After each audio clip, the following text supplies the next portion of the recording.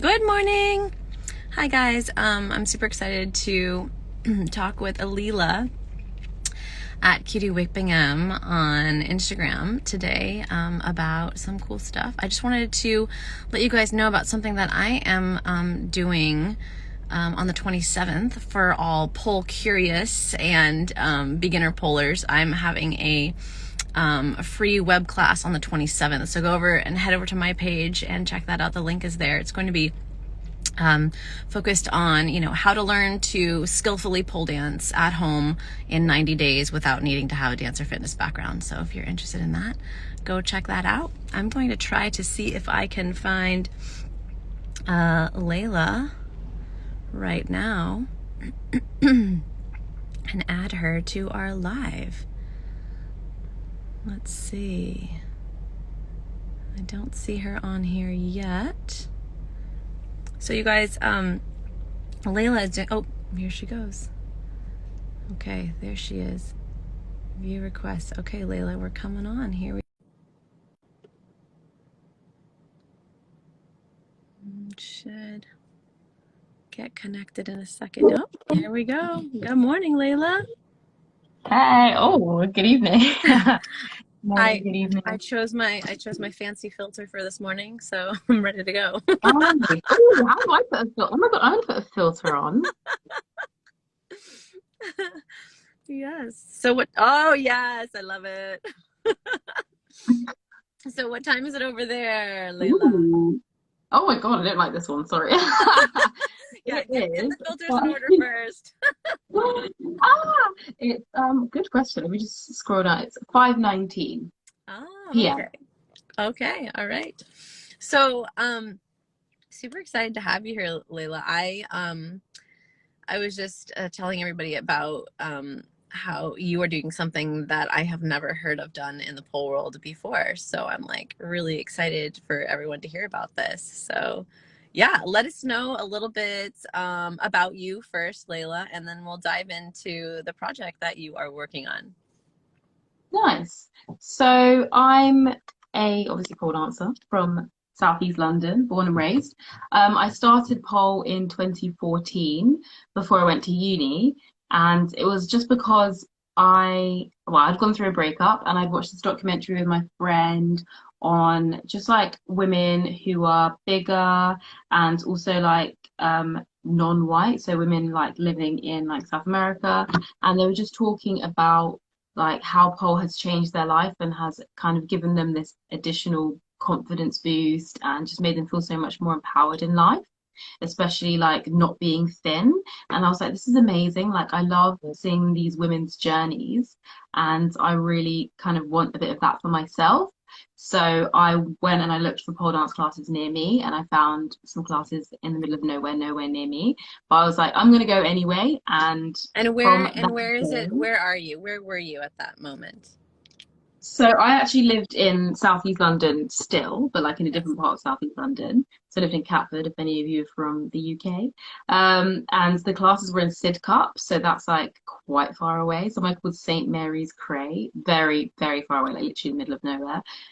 So yeah, very far, but like definitely worth it. The places we go to pole dance. Once you Yeah, get hooked, exactly. Yeah. distance doesn't matter. Yeah.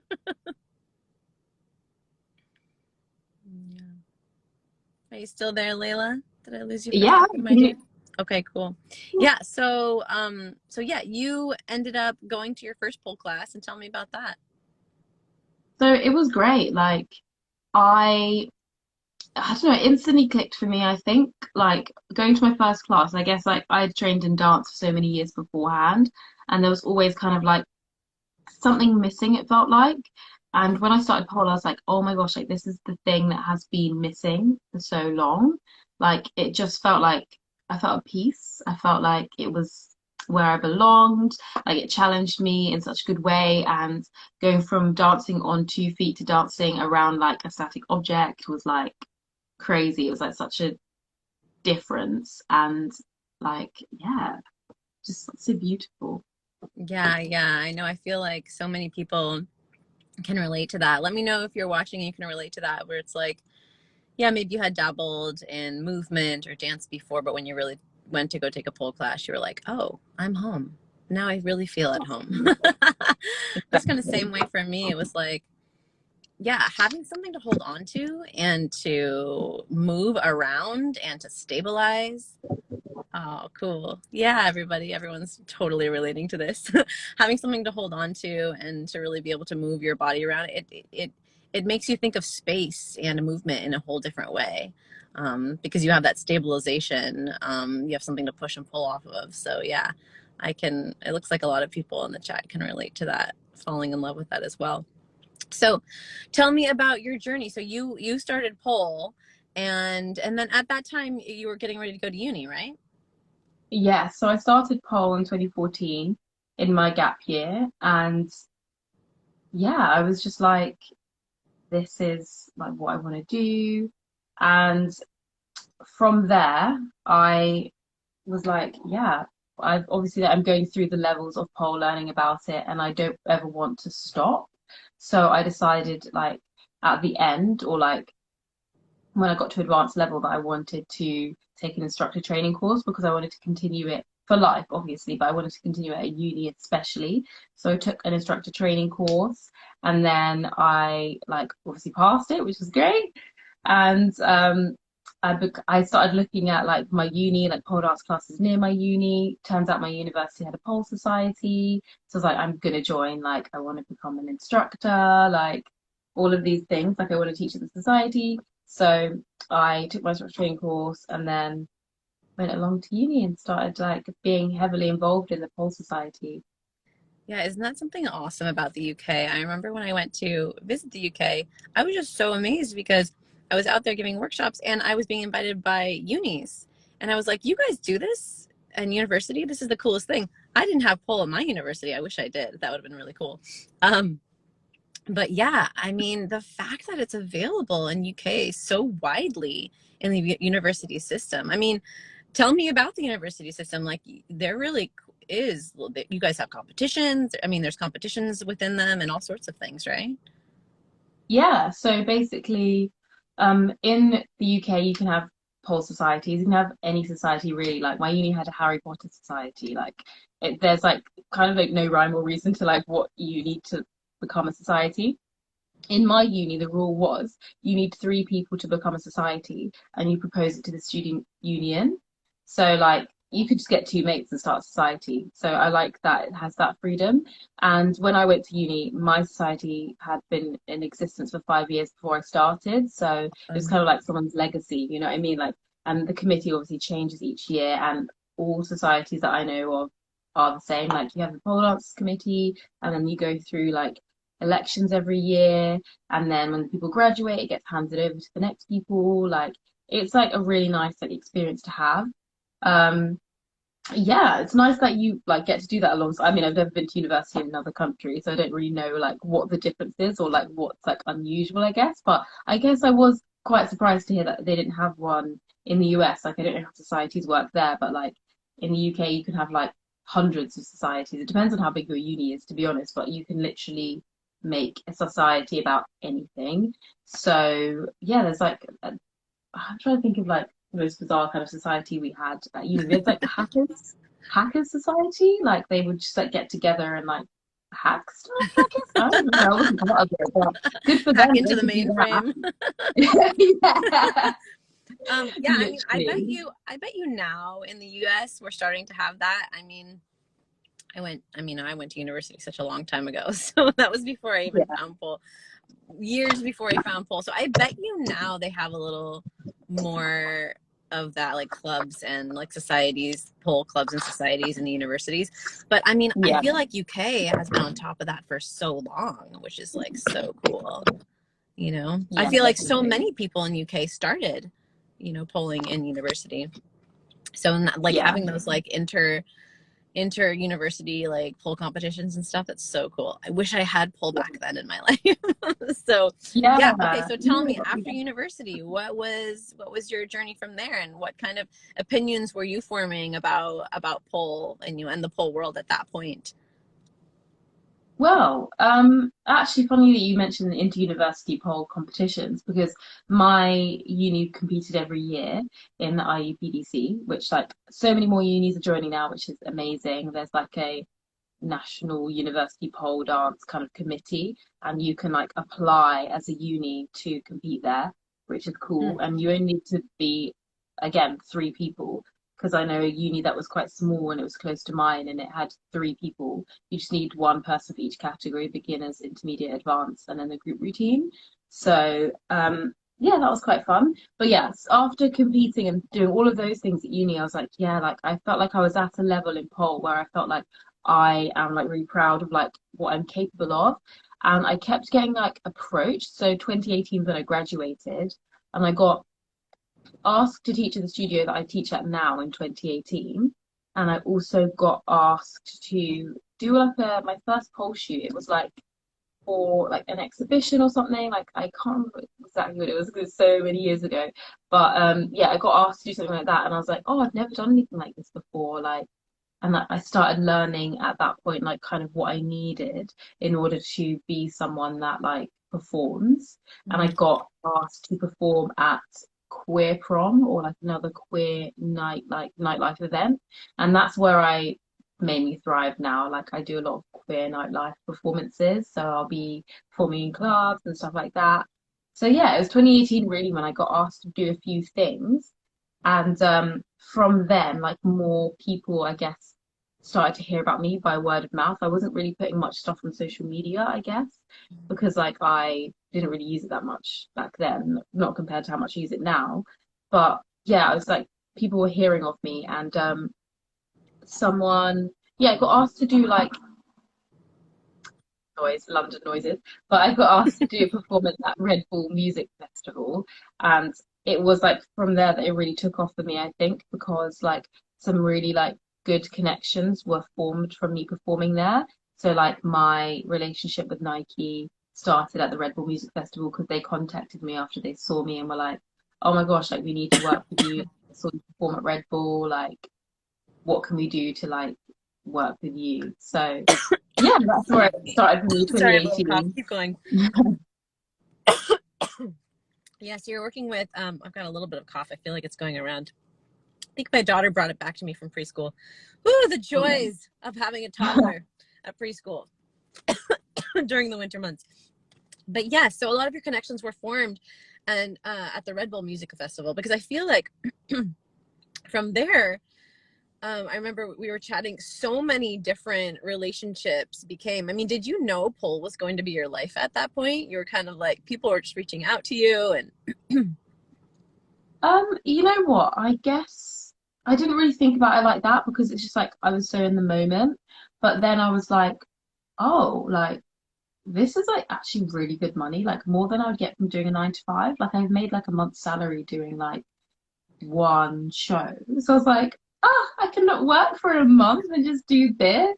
Of course, like that became like, yeah, I'm gonna do that.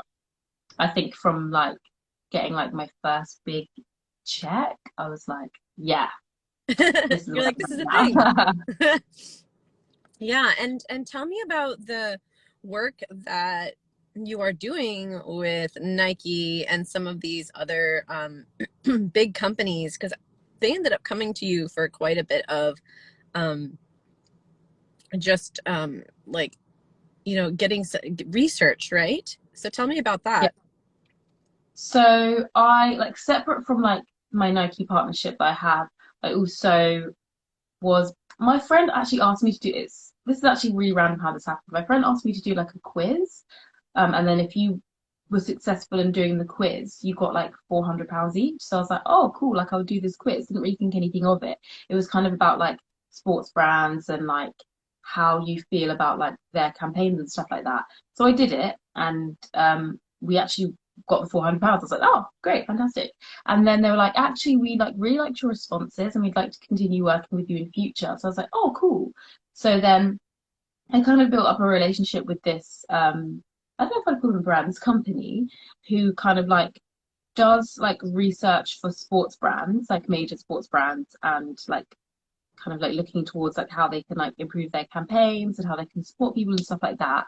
And yeah, so I built a relationship up with them. So then they'd come to me like, oh, like, what do you think of these kind of things? Like, how do you feel when you see this kind of thing? Or like, how does sport make you feel? And how does like the kind of language people use around sport in terms of like gender, like how do those kind of things make you feel? And like I was able to basically do kind of like consulting with them on like how to make things accessible and what someone like me who is a black queer woman thinks about the way like campaigns are done, I guess. Like yeah, so that is like a kind of part of the work that I do with sports brands, but then I also have a partnership with Nike, which formed after the Red Bull Music Festival. Very cool. So all of this, and after uni, continuing to teach, um, tell me about this idea that formed for you that became the event that you're working on right now. Oh, so kind of going through this industry as like a freelance pole performer, I started to like realize people actually have no idea what they're doing, firstly, like in terms of like when they're hiring pole dancers, like lay people, people who don't do pole, will be like, oh, there's this rate, like, do you want to come and do this thing? And a lot of people like will say yes because they don't have a lot like of experience when it comes to like negotiating rates and understanding like how much your labor is worth.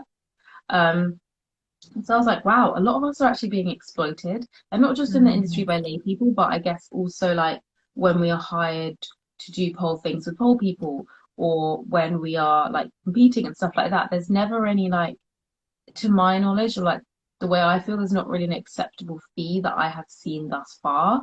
And I was talking to my therapist about this, who is also like a business advisor, and I was talking to her about pole competitions. I was like, yes, I've applied to some, and it's like the average is like about £35 I have to pay. And like just thinking about the costs, like they're not really like in London, so I'm gonna have to travel to out of London to compete and blah blah Yeah. blah blah blah. And all these costs kind of rack up. And she's like, "Oh, okay, but the cash prize at the end must be really good though." And I was like, "There's no cash prize at the end." She's like, "Oh, so what do you get?" And I was like, "You get a title." And she's like, "Oh, it's a title by like someone amazing that you know." I was like, "Sometimes it's by like people I've never like heard of before."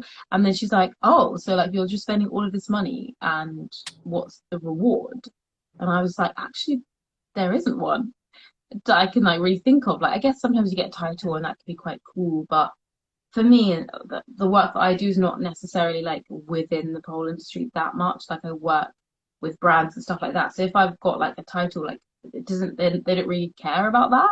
And I've not really like got that money back that I've spent and like that time that I've taken off that I could have been doing other work. So I was like, Yeah. okay, so competitions are actually like inaccessible for people on low income because if you're spending so much money, what if you don't have money to spend, firstly? And then secondly, like to not get compensation at the end, there's not really that much incentive for those of us who are poorer and on low income. And demographically, we know that that tends to be non-white people in this country, and therefore the events aren't going to be that diverse because people are, there's like boundaries to accessing the space for people that are on low income. And then obviously when you're seeing like loads and loads of white people in the competitions, me, I'm not going to compete there. Like if I see that, I'm like, nope, I don't want to be involved because like how will I be treated as a black woman in these spaces? Like it's not looking great so far. So considering all of these points, like the financial aspect and the fact that I'm not seeing myself reflected, and also like I have competed in the past and I have experienced racism in competitions. I do feel like the way I've been treated is like unfairly because I am a black woman. And just like knowing that so many other people share these experiences, so many other non-white people, I was like, there needs to be a space for us. And outside of pole, I spend most of my time in the QT scene, which is like the London scene where queer, trans, and intersex black people and people of color just like hang out, do art stuff, do like cool, fun stuff, and like celebrate life. Like that is my scene, those are my people. So I was like, I'm not really drawn to like predominantly white spaces. So I thought it'd be great if there was a space in pole that was kind of like the QT scene and also like included kind of like a financial incentive for people to be there and also kind of eradicated the kind of financial barriers that keep um, like non-white people from attending. So I was like, I want to create this kind of opportunity that will actually not only be like financial compensation, but also like a good rate and like can start conversations about like how much we should be charging, because the pole industry has so much potential. Like this, like it's amazing to watch and it's so popular, but there's not that much money being put into it. And I think like more people need to invest money into it so that we can actually say that it's our career and that it's our life. And, like we don't have to have jobs on the side or like do a 9 to 5 and do pole around it. It can just be like us living the dream. Yeah, that's so cool. I love that. I love that you know, out of your personal experience and the people that you were hanging with and people that you were pulling with, and just that you were wanting to create a space that was accessible. So what is the space that you created that is accessible? Let's talk about the formulation of this event, that is, you know, again, like I had said before as I was introducing you, I've never heard of an event quite like this in the pole world, so super excited to chat about it. So tell me about your event, when it's going down, and kind of where you are in the process right now. So my event is a showcase for Black and POC pole dancers in the UK, obviously because that's where I can get them from. So yeah, it's an event specifically centering Black pole dancers and pole dancers of color, because we're often like there's just like one or two of us or like one of us, you know what I mean? We're not really ever like taking up the stage in such a big way. So it's an event that centers Black people and people of color. It also like pays them. There is like a fee, obviously, which is quite nice. That's £680. I'm not sure that is in dollars, but yes, it's £680. And I cover, or we cover, the transport and accommodation costs, because the UK is like, it's not hugely big, but like people like living in Scotland, which is like the furthest north from like down here, in the south in London, covering their transport and accommodation too, because often there's like kind of a loss of income when you're traveling somewhere. Okay, let me stop you for a second. So right now in the US, sometimes when we say fee, we think of like fees, like someone's paying to be a part of the competition. So I just wanted to clear this up. So there is no fee for the competition as far as them, the competitors, paying in to be a part of it, correct? It's actually you, the competition, providing um, um, funds for them to be able to compete in the competition. Is that right? Yeah, well, it's not a competition, it's a show, but Right, I don't know if I showcase. said competition by accident, sometimes they say that. But yeah, no one's having to pay a single penny, like not even to apply. At all. Um Yeah, so at cool. all, no, like yeah, because like that already becomes a barrier to accessing this when like people on low income who are insanely talented can't afford to get there. So there's no fee to apply. When our applications come in, we reviewed them, we narrowed it down. The people that are going to perform will be given £680 for their performance, which is a 2 to 4 minute routine. Those coming from afar, we've covered or are covering their flights and accommodation for the 3 days. Um, Amazing. yeah, the 2 or 3 days, depending on how long they're staying. And yeah, it's just like an opportunity for these people to take the stage, to be seen. I can't really quite reveal like some of the other things I've got going on behind the scenes, but there'll be kind of like opportunities there for people. Obviously, people will get like nice professional photos, there'll be videos, an audience, and then all of the ticket sales, the gross ticket sales, the part that the box office doesn't take, will be divided between everyone working on the showcase. Obviously, not the staff that work at the venue because they're getting paid by the venue, but all the people, like the whole team, everyone. So even like the people working on the Black Stage team on the day, which I reached out to Black people and people of color to work on the show as the team. So those people are also getting paid like £200 plus they get like gifting. Um, and then, yeah, just every single kind of like point of the showcase has to benefit Black people and people of color. So the videographer, the photographer, Black people and people of color, the people providing the food, the like kit that will be provided, like every kind of detail needs to benefit this community. So So that's cool. like something, yeah, that's something quite unique about the show. And also the venue I'm using is like quite close to my heart because it's a place where I grew up in a very predominantly black borough in southeast London, and this particular theatre was a place where it used to hold kind of like summer arts programs for children who are like on low income or from single parent families. So this is a venue that I've really kind of like grown up in and I know like so well, and it gives me these nostalgic feelings. Like they did so much to support like young black children and young black people of color.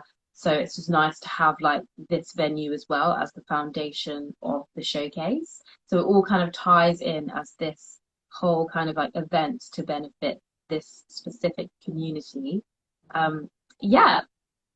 That is so fantastic. And tell me about like your criteria for for the people who are involved in or performing, not just involved, but performing in the showcase. Yeah, so you'd naturally have to be someone who is black or a person of color and a pole dancer, obviously. In terms of ability, we're not looking for people that are necessarily like super, super, super advanced, like anyone can apply. It's more about how you perform. Like you could be a beginner pole dancer, but you've got like sick flow and your like moves really tied together and like you can perform. So it's all about like performance quality as opposed to like you can do like 10,000 flips or something. Like it's about like your expression. So yeah, it's open to all levels. Of course, we have some like amazingly advanced people performing, which is great, but we also have some people that haven't been pole dancing for that long, aren't maybe super super advanced, but they are very good at performing. And yeah, the criteria was that people would send in 500 words. People would send in 500 words and a video of themselves pole dancing. And the criteria for the video was just something they're proud of. So I said, just send me a video you're proud of. So, because I know that some people, like maybe people on low income, maybe couldn't afford to have like a professional video made or haven't had like the opportunity to be in a competition where they've got like footage. So having like them being able to send a video of any length, within reason. Like I'm not watching an hour video, but like I said, like up to 10 minutes, we will watch that. Yeah, so it not being like too kind of elitist in terms of like how the video had to look, and then the application not being too kind of like jargony, too many things to fill out. Like it was just 500 words about what pole means to them, because I know that in a lot of competitions and things, the forms you have to fill out might not necessarily be very accessible to people who are neurodivergent. So people who might struggle with words and stuff like that. I wanted it to just be a free space of them just telling us what's in their heart. They could write in bullet points, they could write just a sentence, like they have up to 500 words to fill. And even if they went over that, that's absolutely fine. Like I just wanted it to be something that was accessible for as many people as possible who are Black people and people of color and pole dancers. Awesome. And now, where are you in your process like right now? Like when is this show happening? So the show is on the 29th of January 2022. We've decided on all of our performers. We are just sharing the performers as like, I'm trying to do it like a daily share of like a performer announcement on the page, but we've got like 3 people left to announce, I believe. And then maybe I'll announce the team on the day. Yes, that's where we're at. Box office is just like finalizing the event so then we can get out our tickets, which I'm very excited about because obviously we want people to buy tickets, we want people to come, like we want people to enjoy in this and like really like experience what it's like to have like so many people that are not often seen on the stage, or you only see one of us at a time. Like we're all going to be there. Yeah, and it's going to be great. Cool. And I know that you still have a few people to announce, but are you at liberty to talk about any of your performers yet? Or like, some of the people that are going to be involved in the show? Yeah, I can do. Like Yay, we've got tell some us, amazing. Okay, I need to like go off like my 10 fingers so I can keep track. So we don't know, I'm trying to do it in order. So I announced Kiana Walker, she's from Canada. I believe she's from Montreal. She's an amazing pole dancer.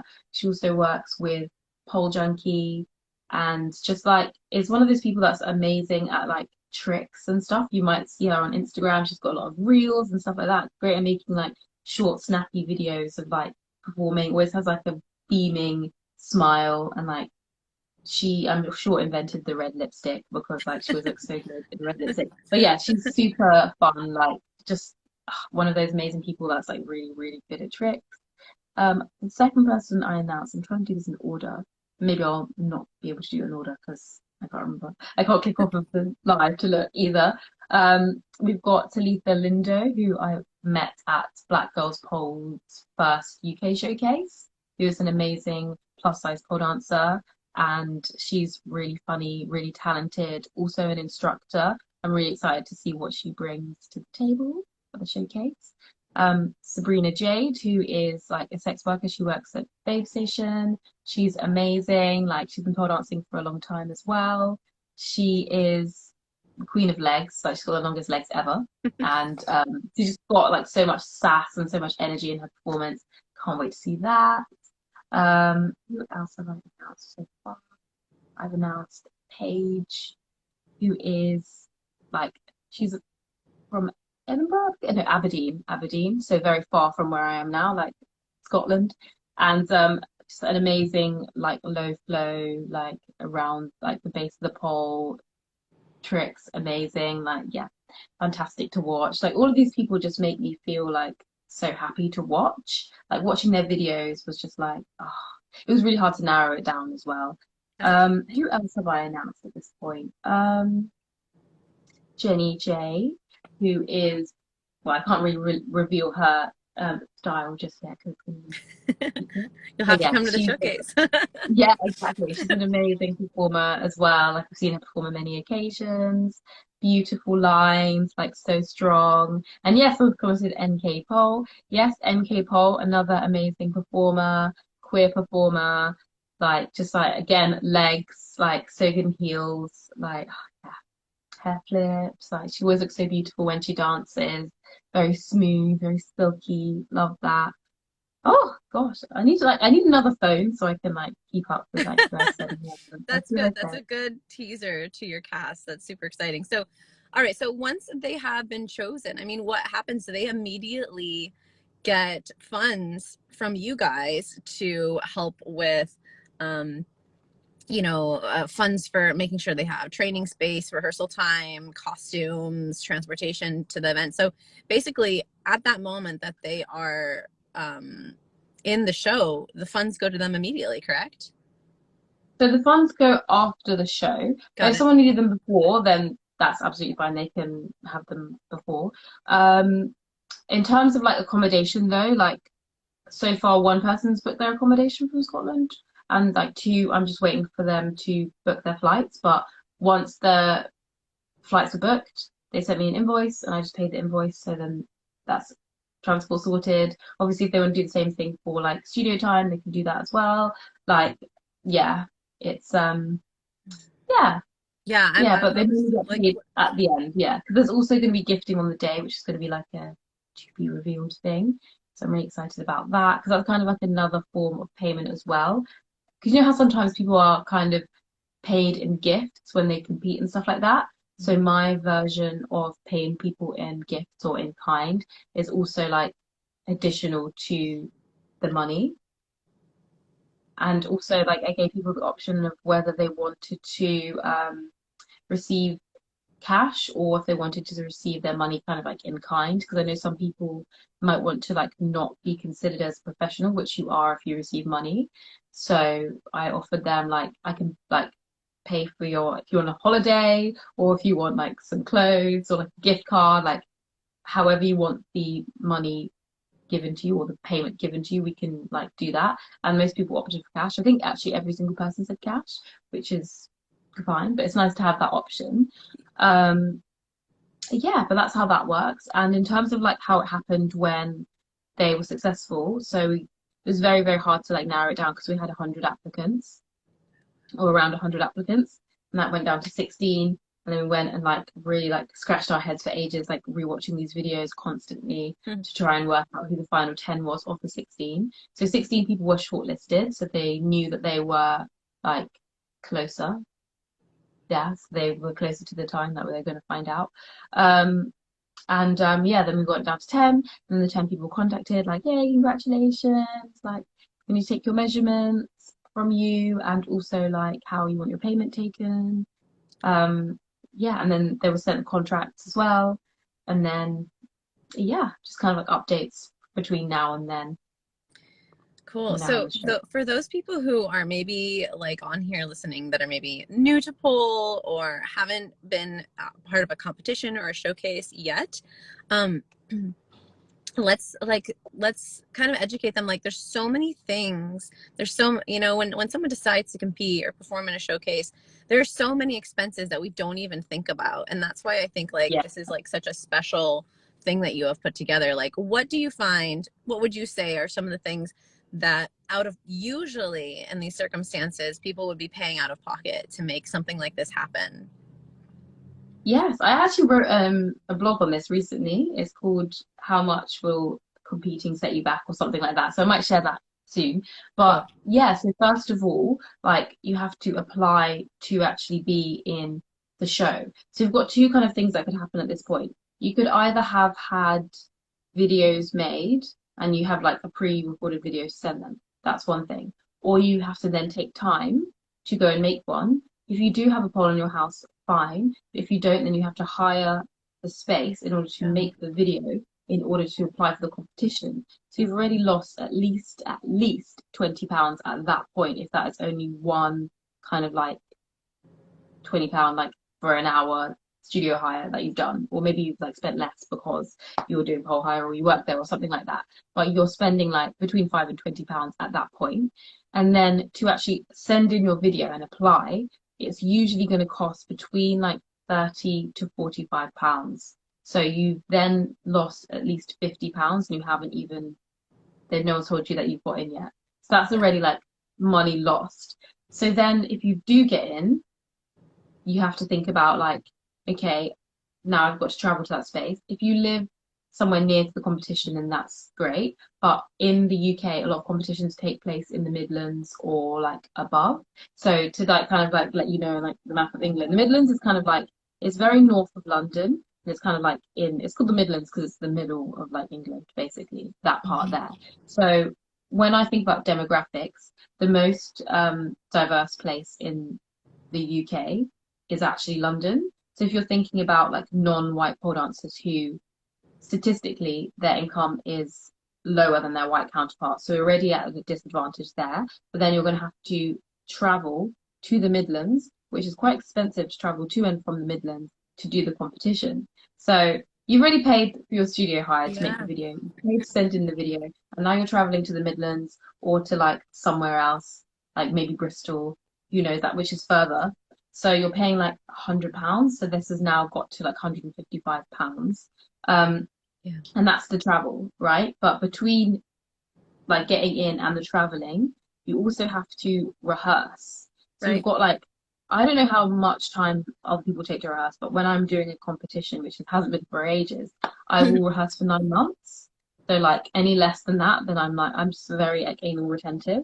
But like maybe like a normal like on average, maybe people will rehearse for like 10 sessions in the studio, so 10 hours, maybe 15, maybe 20, but you're paying per hour for that if you don't work there or if you're not like an owner of the studio or like anyone's gonna like give you like free time. So that can end up costing you like around 500 and something pounds. Right, the rental plus any of the actual time that you need, maybe spent away from work Exactly. or whatever. Yeah, exactly. And then if you're taking the day off work because you're traveling to the Midlands or Bristol or whatever, that's also could potentially be a loss of income. Hmm. So you're looking at around 450 to £500 at least to enter a pole competition in the UK. And yeah, that's at the very, very least. I know me personally, if I didn't have the privilege of being an instructor and having kind of like a reduced rate on how much it costs to hire the studio, um, yeah, like it just could cost so much more money than that. Like it would just be crazy if you wanted to have a lot of rehearsal time. But some people, I guess, maybe some people are like, oh, I actually can't afford to rehearse that much. So I'm going to do less rehearsals, which means that Right, people right. who are at the advantage and have the privilege of either having more money or having access to pole facilities, who are likely to be on like a higher income, um, yeah, they will have more time, and then it's already like they're there's already a privilege there before you even step foot on the stage. Like how much time can you afford at the studio? Can you even afford to travel there? Like have you had less rehearsal time because your income is lower? Like, Right. And then yeah, it's gonna cost, and then yeah, the essence of Isis, she says in the chat, also, you know, the costume, the makeup, and the music. You know, like exactly. if you're Sorry, I getting your didn't even think music about the cut, costume. yeah, if you're getting your music Yes, cut, and exactly. The costume as well. Like, you want to have a banging costume, like, yeah, it's gonna cost you at least a set, at the very least, maybe 50, and then shoes. If you're doing shoes, like another 70, so that's £120 for that. It's gonna cost so much money. Like, sometimes I feel like if I wasn't an instructor at the studio, maybe it would cost me £1,000 yeah, because I'd want to be doing that rehearsal time. So I'd be spending again as well. It doesn't seem like that much money if you're spending it over time, but over 9 months, if I'm paying like £20 each time I'm doing studio hire, and that's for an hour, I could be paying £1,000 to go to a competition in the Midlands or in Bristol, and then at the end come home empty-handed, knowing that I've spent like £1,000. That's a holiday. That's like my entire rent. Like, yeah, that's so much yeah. money Like to think of all the people lose. who never even like get started on that on that trajectory just because they're like, you know what, that's just too much money to be, you know, like I can see where this is gonna go. So it's gonna keep a lot of people off the stage. The essence of Isis says also hair. Wow. Yeah. Yes, yeah, I didn't even think about that. That's mad. Yeah, it's true though, because like I'm I'm very into doing my own hair and makeup, but I know that some people like to get their hair and makeup done. So that's just another thing, isn't it? Like, you Yeah. wanna have sick, it's like, you know what? Like, it's like getting ready for a wedding. Yeah, totally. If you think about It's it. so Yeah, true. It's so it true. is. Yeah, it's keep Yeah, 'cause think of all the yeah, people that keeps from off of the stage and from us being able to see their art, you know, and to see their voices. So yeah. yeah, so I think this is just such a unique thing. I love it. So you guys are getting all ready to go up and make this happen in January, right? You said January 29th. Yes, January Yeah. 29th. I've got a production meeting tomorrow, my second like on-site meeting. Very excited, get to kind of like run around the building and take pictures of very intricate things and Yeah, this is talk to people. it's a great thing. It's a beautiful story how it came about and the fact that you're holding this. Yes, as you know, I love it. The essence of Isis is in our chat today. Your showcase is very special and needed, they say. Ah, thank you. Yeah, so you know, it's just I would love to see more and more events like this. I feel like you have really opened the door for organizers to see what you're doing here, and the more events that we can have like this, and that really focus on the inclusivity and allow people of to come in and do their art, and not see have finances or or inaccessibility in their way. So I just thank you so much for chatting with us today. Is there anything else you want to tell us about this upcoming, like where we can find the information? Of course, the name of the showcase, like give us the Yeah. spiel so we can find you. Obviously, we can find this on your Instagram page, but Yeah. yeah, tell us where we can find all the info so we can support it. So you can find That's right. the Instagram page for Black Stage, which is the overall kind of like project at Black Stage, which is BLXCKSTAGE. I might just type that in here actually. Yeah, type But it in yeah, the you can chat if find you it at want. Black Stage, and let me just there we go. Yeah. And also, we've got a website, www.blackstagepole.com. And you can also find more information out there. The tickets will go live and they'll go live on, well, I'm not sure the date just yet because box office, but they'll also go live on the website as well as box office. So you'll be able to like get a link to it there. And I'll also put it on the Black Stage Instagram. You can see all the things that we're doing on the Black Stage Instagram as well. Obviously, we're releasing performers daily, apart from day off today, but we're releasing performers daily. And yeah, it's very exciting, more things to come. And obviously, once the showcase is done, all of the kind of like images and things will be on the Instagram and also on the website. And yeah, there's just so much that I can't say just yet, but I'm really excited. Yes. Well, thank you so much. Everyone go check out the Instagram and make sure you guys follow this awesome event and Leila herself. So thank you so much, Leila, for chatting. I loved chatting with you and being able to get to know you. we got to chat before even today, and I'm really happy to have connected. So good luck on your showcase. I can't wait to see everything that comes out of it. Yeah. Take care. Bye. Bye. Thanks for having me. Oh, absolutely. Bye, everyone.